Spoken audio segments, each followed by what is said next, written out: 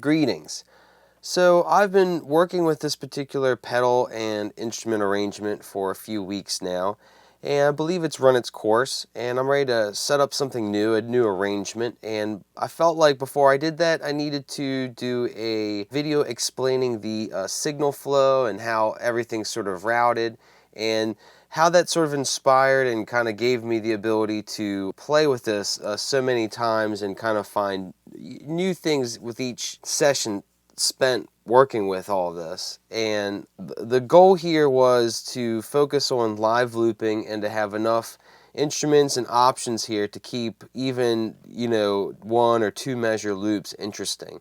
I actually drew a block diagram to better explain myself. Here we go. The arrangement here is taking sort of the idea of 4 elements, summing them into a mixer, and then in the mixer outputting that into a loop pedal, and then be able to build loops with a variety of different inputs. Then out of the loop pedal going into a chain of effects where I have enough options to vary the effects and just have some fun with just a real basic loop and a couple different sounds built up. Then at the end I have a stereo reverb that gives me the ability to give some space to the overall sound, and I even found the ability to kind of play with that as an effect as well. And then going all that into a large mixer, which then feeds my monitor, my headphones, and the camera, the DSLR, which is actually how I'm recording the audio, where it is basically a stereo recording coming out of the larger Behringer UB1202 mixer. So I'll get into a little bit more detail here of the 4 elements going in. The first being the 2 voices. Voice 1 is a keyboard going into a chorus pedal. The chorus pedal really does bring the simple keyboard sound to another level of liveliness. Then the next voice is a Voltaire synth, which is a melody generator and basically like a drone synth. The Tremotron is a tremolo pedal, which also has a really nice tone control, which acts as just like a really strong low-pass filter. The tap tempo on this pedal enables you to sync the tremolo with the rhythm of the Voltaire synth. Then out of the Tremotron, I'm sending that voice into a phaser, which kind of moves the signal and just adds a little bit more life to it. Next up we have the percussion line, which is starting with a Bastl Castle B drum, and this is a noise rhythm generator. This is also synced with the Voltaire so that the rhythms that the B drum generate will match with the Voltaire, even if they're not triggered at the same time when they get played and overlapped with one another. They very easily fall in groove with one another in a musical way. And then the last line is a drum sound, and I'm getting that out of a vintage kid's keyboard, but a drum machine where it's got actual drum pads, which enables me to sort of punch in a real basic beat and just sort of usually working off of a kick, a snare, a hi-hat, maybe a clap. And I have that going into a noise reducer pedal, which actually really helps a lot with this particular drum machine, where if it's just sort of sitting idle, there's a pretty fierce hiss. So the noise reducer does a great job at sort of just letting the drum sounds cut through the noise. So once these are summed into the mixer, this mixer, the Bastl DUDE mixer, is a nice little battery operated mixer. It glues the sounds together nicely, and the mute buttons on it are a nice feature because they're quite useful with bringing sounds in and out when the loop pedal is looping and going off, and you can still play those sounds while the loop is playing and kind of build up and bring things in and out live. And if something's going on and on, you have several different ways that you can remove that sound, whether by volume or whether by the mute switch. And the mixer is just a very useful utility to have before the loop pedal. Then after the loop pedal, it goes into the Canyon delay by Electro-Harmonix, and that delay is a multi-effects delay where there's a lot of options in there, but my favorites are the sample and hold setting, and the between the shimmer and the octave settings can give you pretty ripping sounds when really pushing feedback. And I just find the pedal very fun to play with.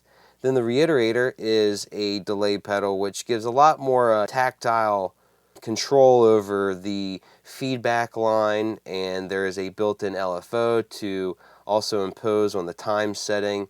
And with touch plates, it just becomes a very playable pedal. After that, it goes into the INDUMENTUM, which is an overdrive, which has a feedback section which can create high-pitched frequencies down to really fat, low oscillations, self-oscillations. But the touch plate on the side gives you the ability to kind of push into those little squelchy feedback areas, and it can just be a nice overall dirt pedal, but give you a little bit of option there to play with as well. The Bastl DD-2 after the INDUMENTUM, this is where the signal chain goes from mono to stereo. This delay pedal, actually in these pedal-centric videos, I really wasn't even using the effect very often. What I found was, and what I was wanting to use it for, was to create a stereo version of the signal, but the one channel would be delayed at its shortest delay time, which with the DD2 I believe is 12.5 milliseconds, I believe. And the setting sounds great in headphones, and it sounds cool on loudspeakers, but the way it sounds summed up on a phone speaker, it kind of has a phased weakens the sound a little bit. And when compared to if the pedal is bypassed and you're just dealing with a mono signal, it seems like you have a lot more of a stronger mono sound compared to the more wider stereo version when you're engaging the delay pedal for the stereo connection. So even though it's shown like that on the diagram here, it's not actually how I used it most of the time. To me, I think that effect is a lot more exciting when used on maybe just one particular sound or voice or instrument in the overall mix versus the entire mix itself. But then that goes into the Avalanche run, and the Avalanche run is nice because of the delay as well as the reverb. They're pretty straightforward, but I was having a lot of fun with the mix knob on the reverb as a way to sort of wash out a track to sort of end it. And it was used quite often in these pedal-centric videos I was making, but it just was a great way to kind of, you don't know what else to do, just saturate it with reverb until it just pretty well becomes a wash, and then you just bring the volume down. The delay aspect of the pedal was used every once in a while. You know, it has a tap tempo feature on it. It's nice. You could also press the tap button down and get sort of feedback swells, and that was a nice little effect every once in a while. So it's a pretty playful pedal itself. And that's pretty well the end of the chain. It goes into the Behringer mixer, where I really don't do too much to it. Maybe a little bump on some of the EQ. But other than that, the last stage mixer here, the Behringer UB1202, is just important for routing and being able to get the signal to multiple things like headphones, a monitor, and the digital camera for recording. Yeah, now that I've kind of covered the what's going on here, I'm going to tear all this apart, and yeah, I'm going to have fun trying to come up with a new workflow.